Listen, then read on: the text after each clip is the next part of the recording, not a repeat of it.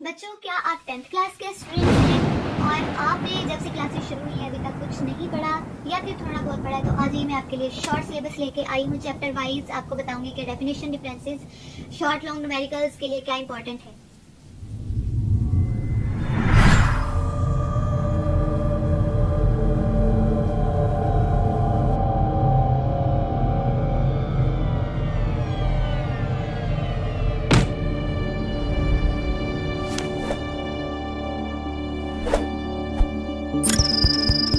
अस्सलामुअलैकुम, welcome to the physics teachers channel. आइए मैं आपको आज बताऊंगी टारगेट या गेस्ट पेपर आप कह ले। गेस्ट तो नहीं, खैर टारगेट पेपर मैं आपको बताऊंगी। पेपर की प्रिपरेशंस के लिए फिजिक्स का 10th क्लास का यूनिट नंबर 10 है हमारे पास। एक और बात कि आपने बगैर स्किप किए वीडियो देखनी है, क्योंकि अगर आपने कहीं से भी स्किप कर दिया तो आपका बहुत नुकसान होगा, क्योंकि हर चीज मैंने यहाँ पर लिखी नहीं हुई, सिर्फ डेफिनेशन, डिफरेंसेस वगैरह लिखे। तो चलिए जी शुरू करते हैं पहले चैप्टर से, जो कि 10th क्लास का पहला चैप्टर है, unit number 10, simple harmonic motion and waves. इसमें से डेफिनेशंस इंपॉर्टेंट हैं: waves, time period, frequency, wavelength and wave speed. Wave speed के साथ मैंने लिखा है फॉर्मूला। फॉर्मूला लिखने का मकसद है, इसका फॉर्मूला भी आप साथ लिख लेंगे ना, लिख देंगे तो आपको नंबर ज्यादा मिलेंगे, यानी कि पूरे नंबर मिल जाएंगे, ज्यादा तो नहीं, 2 में से 3 तो नहीं मिल सकते। लिखने का मकसद ये है कि आप लोग जब डेफिनेशन लिखें, तो मैं पहले भी बता चुकी हूँ पिछली वीडियोस में कि उनका फॉर्मूला, सिंबल, एसआई यूनिट जो भी होगा, अगर आप साथ लिख देंगे डेफिनेशन के तो वो ज्यादा अच्छा रहता है, प्रेजेंटेबल लगता है एग्जामिनर को, ये अट्रैक्ट करती है इस तरह की चीजें। उसके बाद आता है आगे डिफरेंसेस की तरफ हम आते हैं। डिफरेंसेस में इंपॉर्टेंट है ट्रांसवर्स एंड लॉन्गिट्यूडल वेव्स, इन दोनों में डिफरेंस, या फिर मैकेनिकल और इलेक्ट्रोमैग्नेटिक वेव्स में डिफरेंस। कितने पॉइंट्स लिखने हैं? 3 पॉइंट्स आप लिखोगे तो फिर आपको 2 नंबर मिलेंगे। ये बहुत इंपॉर्टेंट डिफरेंसेस हैं, इनमें से आ सकता है आपको पेपर में। क्वेश्चंस आते हैं लॉन्ग शॉर्ट में कि सिंपल हार्मोनिक मोशन को डिफाइन करें और इसकी वजाहत भी करें, एक्सप्लेन करें। लॉन्ग शॉर्ट के लिए इंपॉर्टेंट है ये वाला भी। उसके बाद दूसरा क्वेश्चन है सिंपल पेंडुलम को भी एक्सप्लेन करें और सामने इसकी डेफिनेशन बताएं। Simple pendulum S dot P, simple pendulum लिखा हुआ है मैंने, आप कंफ्यूज ना हो जाइएगा ये पता नहीं क्या लिखा हुआ है। उसके बाद क्वेश्चन नंबर 3 की तरफ आते हैं। क्वेश्चन नंबर 3 है explain simple harmonic motion by ball and bowl system. I think ये सबसे ज्यादा इंपॉर्टेंट है, आपको पूछा जा सकता है कि सिंपल हार्मोनिक मोशन बॉल या बाउल सिस्टम से कैसे पॉसिबल है, एक्सप्लेन करें इसको। तो ये था आपका यूनिट नंबर 10 का क्वेश्चंस का। इसके बाद न्यूमेरिकल्स की तरफ आते हैं। तो प्रैक्टिस के लिए आपने 3, 5, 7 एंड 8 न्यूमेरिकल्स आपने कर लेने हैं और आपका चैप्टर नंबर 1 कंप्लीट होता है। यहाँ पे ये चीजें आपने अच्छे तरीके से कर लेनी है। उसके बाद हम आते हैं चैप्टर नंबर 11 की तरफ, साउंड, आवाज। डेफिनेशंस में क्या इंपॉर्टेंट है? Musical sound, noise, echo, infrasonic sound, audible frequency range. जो फ्रीक्वेंसी रेंजेस आपको बताई हैं for human and for the animals, birds, वो आपने अच्छे तरीके से याद कर लेनी है, क्योंकि ये आपको एमसीक्यूज में भी पूछी जा सकती हैं, या फिर शॉर्ट क्वेश्चन आ सकता है कि कुत्तों की जो है वो सुनने की सलाहियत कितनी होती है, something like that. Ultrasonic sound की डेफिनेशन आपने अच्छे से कर लेनी है। क्वेश्चंस क्या बन सकते हैं लॉन्ग? डिस्क्राइब इलेक्ट्रिक बेल्ट और एक्सपेरिमेंट आपको आ सकता है। 3 करेक्टरिस्टिक्स आपसे पूछी जा सकती हैं, जो इनके साथ अगर आप पिच क्वालिटी लिख दें, इंटेंसिटी, तो वो ज्यादा बेहतर है। ये शॉर्ट क्वेश्चंस में भी आ सकता है, 3 करेक्टरिस्टिक्स में से कोई भी आपसे पूछी जा सकती है एक एक करके। लॉन्ग में पूरा क्वेश्चन आ सकता है। उसके बाद थर्ड क्वेश्चन है एप्लीकेशन ऑफ अल्ट्रासाउंड, यानी कि अल्ट्रासाउंड आपने लॉन्ग और शॉर्ट के लिए प्रिपेयर कर लेना है पूरे का पूरा आर्टिकल। आपसे शॉर्ट क्वेश्चन में पूछा जा सकता है कि सोनार अल्ट्रासाउंड में कैसे इंपॉर्टेंट है, अल्ट्रासोनोग्राफी या क्लींजिंग, यानी कि नामों से भी वो नेम्स लेके भी पूछ सकते हैं कि इनका क्या यूज है अल्ट्रासाउंड में। तो आपने इन्हें लॉन्ग और शॉर्ट के लिए अल्ट्रासाउंड का जो क्वेश्चन है उसको अच्छे तरीके से तैयार कर लेना है। उसके बाद इसमें न्यूमेरिकल्स कौन से इंपॉर्टेंट है वो मैं आपको बताती हूँ। 1, 2 एंड 3 ये न्यूमेरिकल्स बहुत इंपॉर्टेंट हैं। और नीचे मैंने आपको बताया हुआ है यहाँ पे कि 10, 11 और 12 जो चैप्टर्स हैं इनके न्यूमेरिकल्स ऑलमोस्ट सेम है, तो आपने अच्छे से प्रैक्टिस कर लेनी है। ठीक है, ये 11 चैप्टर का सिलेबस हो गया है। उसके बाद इलेक्ट्रोमैग्नेटिक स्पेक्ट्रम की तरफ आते हैं, चैप्टर नंबर 12। डेफिनेशंस में डिस्पर्जन ऑफ लाइट और रेनबो की डेफिनेशन इंपॉर्टेंट है। क्वेश्चंस में डेफिनेशन आ जाएगी इलेक्ट्रोमैग्नेटिक वेव्स की, और साथ आपने 6 इंपॉर्टेंट कैरेक्टरिस्टिक्स लिखनी है वेव्स की। ये आपने लॉन्ग क्वेश्चन में आ जाएगा आपको 6 इंपॉर्टेंट कैरेक्टरिस्टिक्स ऑफ वेव्स, और अगर शॉर्ट में आएगा तो आपसे 3 कैरेक्टरिस्टिक्स पूछी जा सकती है वेव्स की। उसके बाद दूसरा इंपॉर्टेंट क्वेश्चन है 3 यूजेज ऑफ रेडियो वेव। ये मुझे लगता है कि बन सकता है ये क्वेश्चन। 3 uses of radio waves, microwave, infrared radiations, ultraviolet, x ray, gamma rays, इनमें से। ठीक है, थ्री यूजेज आपने इनके लिखने हैं, अगर आ जाता है आपको शॉर्ट या लॉन्ग में। उसके बाद न्यूमेरिकल्स की तरफ आते हैं, तो न्यूमेरिकल्स में इंपॉर्टेंट है 1, 4, 5 एंड 7। जैसे कि मैंने आपको बताया कि 10, 11, 12 के न्यूमेरिकल्स सेम है, तो ये आपने कर लेने हैं। चैप्टर नंबर 13 आता है geometrical optics. This is most important chapter, don't forget it. ये आपने बहुत अच्छे से कर लेना है, इसकी इतनी डेफिनेशंस है और पक्का आने वाली है इनमें से। Principal focus, focal length, real image, virtual image, critical angle, total internal reflection, magnifying power, ये आपने अच्छे से कर लेनी है definitions. Differences concave mirror and convex mirror में इंपॉर्टेंट है डिफरेंस। जैसे आपको बताया कि 3-3 पॉइंट आपने इनके लिखने हैं डिफरेंसेस में, तब आपको 2 नंबर मिलेंगे। उसके बाद कनकेव लेंस और कन्वेक्स लेंस। अच्छा, एक बात मैं आपको यहाँ पे बताना चाहती हूँ कि बच्चे यहाँ पर मिस्टेक कर लेते हैं कि कनकेव मिरर और कनकेव लेंस, इनमें डिफरेंस है, तो आप लोगों ने ध्यान रखना है कि इनका डिफरेंस मिक्स ना हो।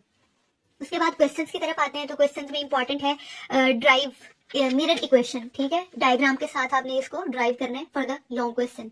उसके बाद शॉर्ट क्वेश्चन में आपको, ये तो बहुत, तो मुझे 100% यकीन है ना कि लॉज ऑफ रिफ्लेक्शन या रिफ्रैक्शन में से आपको शॉर्ट जरूर आएगा।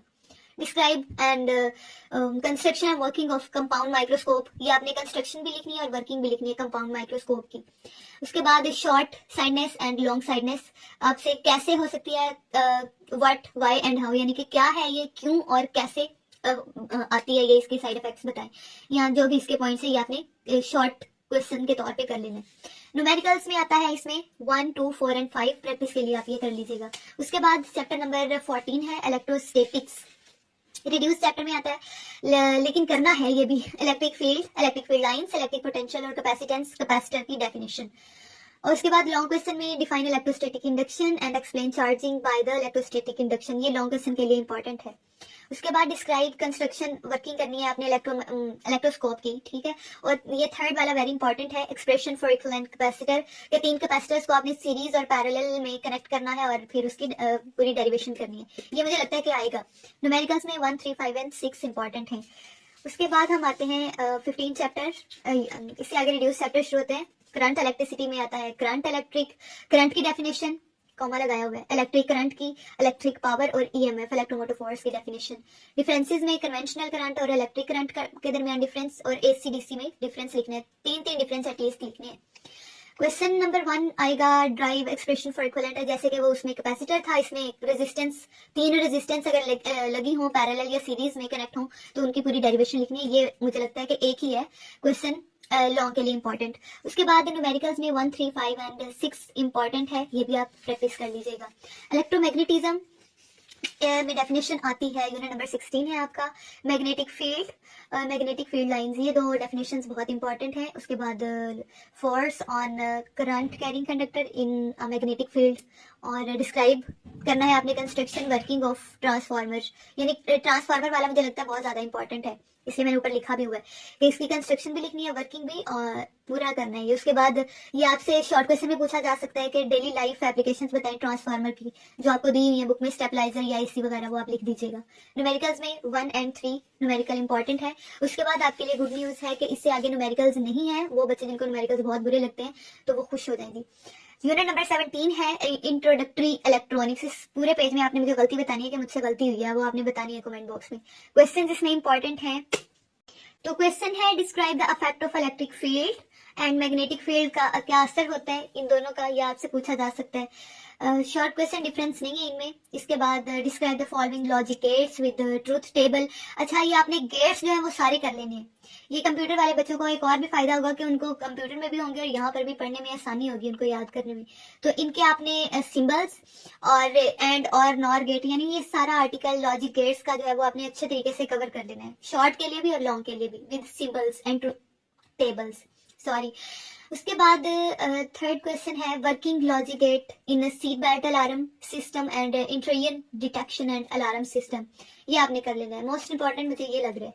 उसके बाद डिफरेंस आ रहा है इसमें, सॉरी डिफरेंस है इसमें, न्यूमेरिकल्स नहीं है, तो एनालॉग एंड डिजिटल इलेक्ट्रॉनिक्स, ये आपको लॉन्ग शॉर्ट दोनों में आ सकता है। लॉन्ग में आएगा तो 6 आपने डिफरेंसेस लिख देने और शॉर्ट में आएगा तो 3 डिफरेंस लिख देने आपने, ठीक है।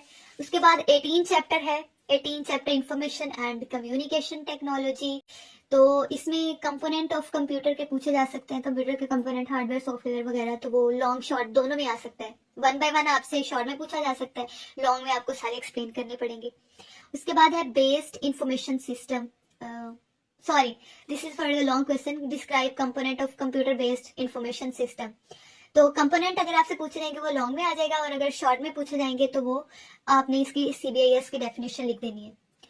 और उसके बाद explain transmission of light signal through optical fibre के लिए, ये शॉर्ट क्वेश्चन आपसे पूछा जा सकता है कि ऑप्टिकल फाइबर के जरिए कैसे लाइट सिग्नल्स ट्रेवल करते हैं।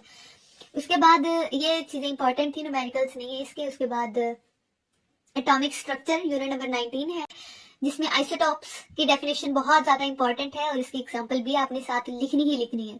एटॉमिक नंबर, एटॉमिक मास की डेफिनेशन विद देयर सिंबल्स और फार्मूलाज अगर है तो वो भी लिख दें, एग्जांपल्स में लिखनी है आपने। क्वेश्चंस में आता है describe the structure of atom with गाइगा एंड मर्सन एक्सपेरिमेंट। एक ही एक्सपेरिमेंट है इसमें से, अगर आ गया तो आपका लॉन्ग क्वेश्चन जी जबरदस्त अटेम्प्ट हो जाएगा। तो इसके बाद लास्ट है आपका न्यूक्लियर स्ट्रक्चर यूनिट नंबर 20। इसमें आपको क्या पूछा जा सकता है, नेचुरल रेडियो एक्टिविटी की डेफिनेशन, और सामने प्रॉपर्टीज पूछी जा सकती हैं अल्फा बीटा गैमा की, यही तो इसमें इंपॉर्टेंट है। अल्फा बीटा गैमा की प्रॉपर्टीज आपको पता है कि आयनाइजेशन, पेनिट्रेशन, स्पीड, ये आपने 3 कर लेनी है प्रॉपर्टीज, ठीक है, शॉर्ट क्वेश्चन के लिए। उसके बाद और क्या बन सकता है जी, न्यूक्लियर फ्यूजन का क्वेश्चन बन सकता है इसमें। न्यूक्लियर फ्यूजन की एग्जाम्पल इक्वेशन है, सॉरी, और चेन रिएक्शन आपने कर लेना है लॉन्ग क्वेश्चन। तो यहाँ पर हमारा शॉर्ट सिलेबस खत्म होता है कि आपका इंशाल्लाह 2 महीनों में कवर हो जाएगा। वीडियो अच्छी लगी हो तो सब्सक्राइब कीजिएगा फिजिक्स टीचर्स को। और मैं ये नहीं कह रही कि आप लोगों ने यही पेपर की प्रिपरेशन करनी है, अगर आपके पास इतना टाइम है या पहले आपने पढ़ा हुआ है तो बाकी बुक भी आपने अच्छे से तैयार कर लेनी है टॉपर बनने के लिए, ठीक है। अगर आपको अच्छी लगी हो तो वीडियो शेयर कीजिएगा, सब्सक्राइब कीजिएगा। कल मिलेंगे हम एक नई वीडियो के साथ, बताइएगा आपको और क्या क्या क्वेश्चन है, हम जरूर बताएंगे। आज के लिए इतना ही काफी है। अस्सलाम वालेकुम।